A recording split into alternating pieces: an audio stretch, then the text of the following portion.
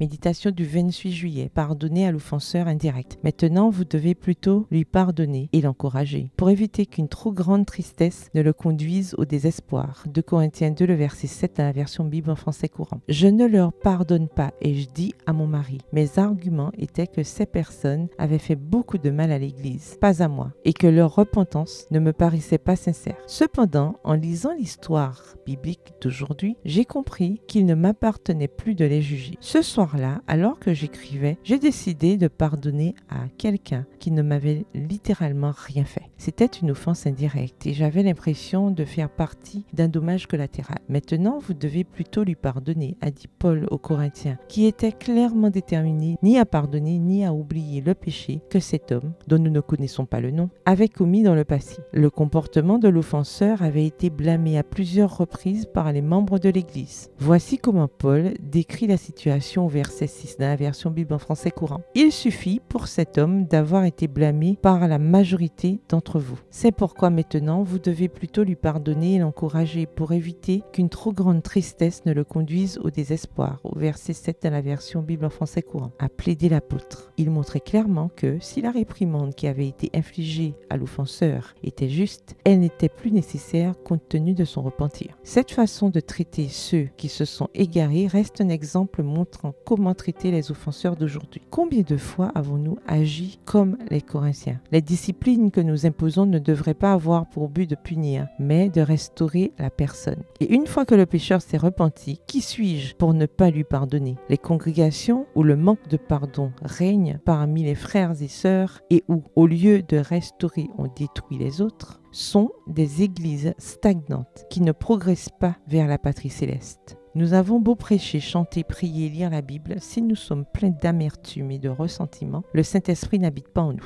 Enfin, Paul leur dit que s'ils ne pardonnent pas, Satan prendra l'avantage sur eux, car son plan diabolique consiste précisément à ce que nous ne nous pardonnions pas les uns aux autres. Et il est clair que celui qui s'est pardonné a le Christ dans son cœur. Celui qui ne s'est pas pardonné a Satan dans son cœur. Et comme nous savons que les deux ensemble ne tiennent pas dans le même cœur, si nous n'avons pas le Christ, nous avons automatiquement l'autre. Donnez de l'espace à Jésus, pardonnez aux autres et vous serez vous-même pardonné. PS, heureuse de pouvoir pardonner. Bonne journée, que l'Éternel vous bénisse.